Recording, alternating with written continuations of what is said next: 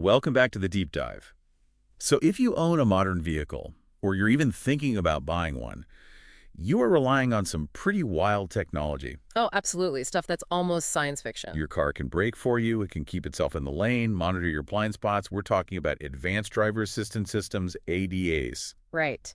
But today, we're diving into the hidden risk that comes after all that cool tech is installed. Or more accurately, after it's been accidentally moved. Exactly. We're looking at the source material you sent over on vehicle maintenance and calibration, and we're really going to focus on the absolute need for precision. Our mission here is to arm you with the right questions to ask at the repair shop. Because the line between a working safety system and, frankly, a catastrophic failure can come down to just a matter of millimeters. Millimeters. I mean, not inches, not even centimeters. That right there should get your attention. It really should. This is a critical modern safety issue. It affects millions of cars, but it's often missed during really common maintenance, like, say, getting a chip in your windshield fixed. Uh-huh. So we're going to get you up to speed on this invisible danger, quickly but thoroughly. Okay, so let's define the key terms here. We mentioned ADS. These are all those sophisticated systems. Like automatic emergency braking, lane keeping assist. Right, AEB, LKA, adaptive cruise control, pedestrian detection. They're basically the car's extra eyes and reflexes. And they use what? Cameras, radar. A whole array of sensors, high-res cameras, radar units that are often hidden behind bumpers, and sometimes even LiDAR. And calibration is the necessary evil, I guess, or the necessary science to keep them working right. Precisely. Calibration is the whole process of adjusting and reprogramming those sensors so they're aimed perfectly, aligned, and feeding accurate data to the car's main computer. Is making sure the car sees the world the way it's supposed to. Yes. And this is where that whole millimeters thing becomes so incredibly important. Okay, so explain that. How does a tiny physical shift, translate into a real-world danger?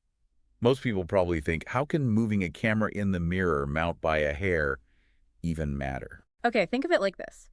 Your ADAS camera is basically a high-powered telescope. Okay. Or maybe a sniper scope. It's mounted on your car. If the base of that scope is tilted by just 1 millimeter. The width of a paperclip. Exactly. The point it's aimed at, say 200 feet down the road, could be off by several feet. Wow, that's a massive compounding error. It is. So if your camera is reading the lane markings, that 1 millimeter offset means what the system thinks is the center of the lane.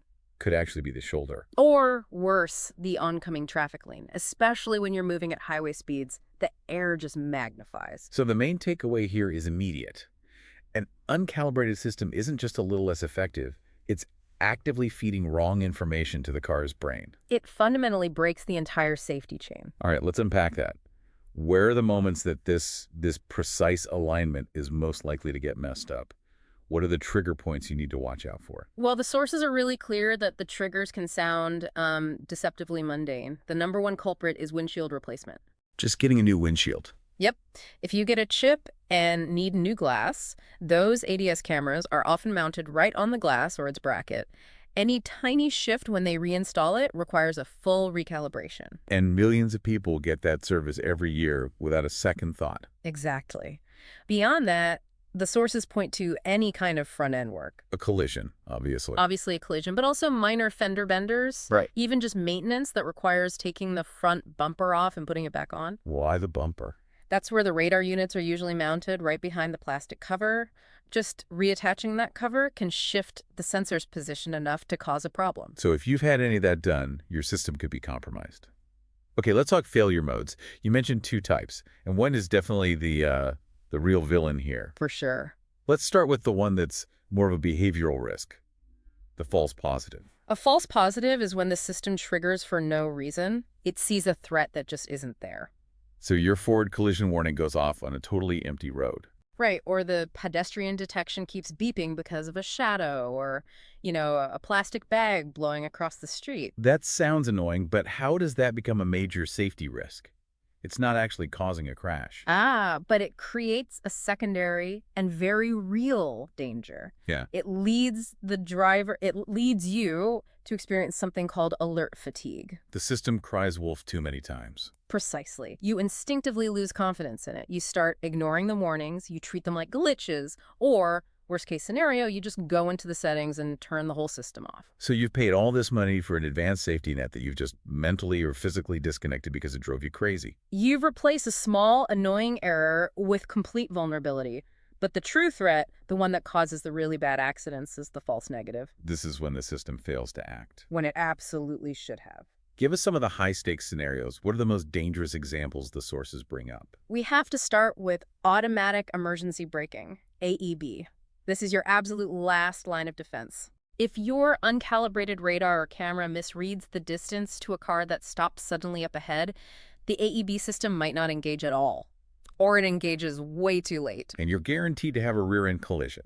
That's the nightmare scenario right there. It is. Another big one is blind spot monitoring. If those sensors in your rear bumper or mirrors are misaligned, they might completely miss a car merging into the lane next to you. Or they might think a guardrail is empty space. Exactly. And it gets even scarier when we talk about systems that actively control the car, not just warn you. You're talking about adaptive cruise control and lane keeping assist. This is where real instability gets introduced into your driving. With adaptive cruise, the system has to measure distance precisely. If it's off, it might follow way too closely. Or it might do the opposite, right? Slam on the brakes for no reason. Yes, it might brake aggressively and unnecessarily because it thinks the car ahead is much closer than it is. And sudden, hard braking on a highway is a huge hazard. And with lane keeping assist, LKA, it's actually fighting you if it's wrong. Absolutely. The LKA system is getting bad data from that misaligned camera. So if the camera thinks the lane lines are a few millimeters to the left, The car will try to correct for it. it will apply a subtle but constant torque to the steering wheel, actively pulling you toward the shoulder or, into the next lane. All of a sudden, you're fighting your own car. The insight is so clear. The tech itself becomes the risk, not the solution. And it all goes back to those tiny little shifts. It's the price of sophistication. The more advanced it is, the more critical that precision becomes. So if these systems are that precise, I have to assume the fix isn't, a simple plug-and-play thing. Yeah. Let's talk logistics. How is this calibration actually done? This is really critical for you to know when you take your car in. The process typically involves one of two main approaches: static and dynamic calibration. Okay, let's start with static. What does static mean here? It means the car is completely stationary and the environment is 100% controlled. In a shop. Right. Technicians use these highly specialized targets. Think of them like large, high-res checkerboards or specific patterns, and they place them at exact distances and heights from the vehicle. It sounds like something you do in a lab. It basically is. It requires a perfectly level floor, specific lighting, and special tools to measure everything. If the floor isn't level, the whole calibration fails. Which really highlights why your average mechanic probably can't do this. Not without the right equipment. And then you have the second method, dynamic calibration. Dynamic, so the car's moving. Correct. For this, a technician has to drive the vehicle under very specific conditions defined by the manufacturer. Like what?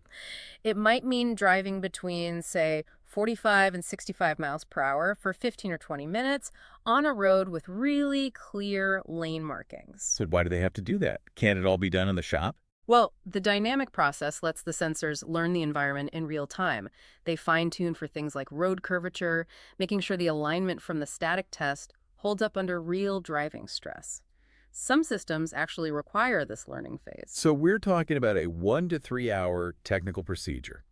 It needs expensive equipment, certified techs, and following strict protocols.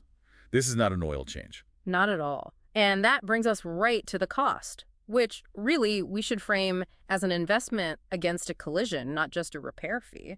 What's the typical cost you should expect for something like this? Looking across the sources, the range is usually between, say, $150 and $400. Maybe a bit more for high-end luxury cars? Yeah, if they have more complex sensor arrays with multiple radar and LiDAR units, it can go up. That really puts the SOS into perspective, doesn't it? Yeah. You could easily spend $400 on new tires, but here we're talking about spending that to make sure your automatic emergency braking actually works. It's an investment in crash mitigation. When you compare that cost to your insurance deductible, or the premium hike after an accident, or just the physical cost of a collision, the calibration fee is tiny. And is this something insurance might cover? Often, yes. If the calibration is needed because of a covered repair, like a windshield replacement from a claim, many insurance companies will include it. You definitely need to check with your provider. And you mentioned some other practical benefits like maintaining your warranty. Absolutely. Manufacturers are getting stricter about this. If you have a system failure and you can't show proof of proper calibration after a repair, they might just deny the warranty claim. It also helps with resale value, I imagine. For sure, it's a detail that smart buyers are starting to look for. Okay, let's wrap this up with some things you can actually use. If I'm driving my car today, how do I know if I might need calibration? Well, start with the most obvious one, dashboard warning lights. What would they say? You'll see specific messages pop up. Lane keeping assist unavailable, or forward collision warning malfunction. That's a clear sign the system has failed its own self-check. What about the more subtle clues? The behavioral shifts that don't trigger a light? Those are crucial. If your parking sensors suddenly seem way off or your blind spot monitor flashes when there's nothing there, that's a hint. Or the lane keeping assist we talked about? Yes, pay attention to that. If it feels sluggish or it overcorrects or it struggles to find the lane on a road where it used to be perfect, that's a huge behavioral cue that the camera angle is off. But the real proactive check comes down to your service records, right? You shouldn't wait for a problem. 100%. If you've had any recent front-end work windshield, bumper, mirrors, no matter how minor, you have to verify that ADAS calibration was performed and documented. Because the system's effectiveness could already be diminished even if you don't feel it yet. Exactly. The problem is already there. So, to pull this all together, we learned that precision is everything, that those tiny millimeter shifts lead to huge errors. We know the false negatives, where the system fails to act, are the real danger here. Right. And finally, that this is a small investment compared to the massive risk of a collision. And that's really the essence of it. Calibration is what turns these advanced features from, just sophisticated software into reliable, life-saving tools. It's the difference between a dependable second set of eyes and an expensive, unreliable gimmick. That's a perfect way to say it. It really makes you appreciate the engineering in modern cars. Yeah. I mean, if these systems, which are designed to save your life, rely on millimeter-level precision after routine work, it kind of raises a bigger question. Which is? What other seemingly minor details that are often overlooked during maintenance, like, I don't know, tire pressure sensor alignment after you get new tires, or a suspension alignment after hitting a bad pothole? What else might be subtly compromising your safety without you even knowing it? It makes you want to go back and look at your entire maintenance history with a critical eye. Exactly. So check those service records and look for that ADS calibration documentation. Might just be the most important piece of paper you have for your car's safety.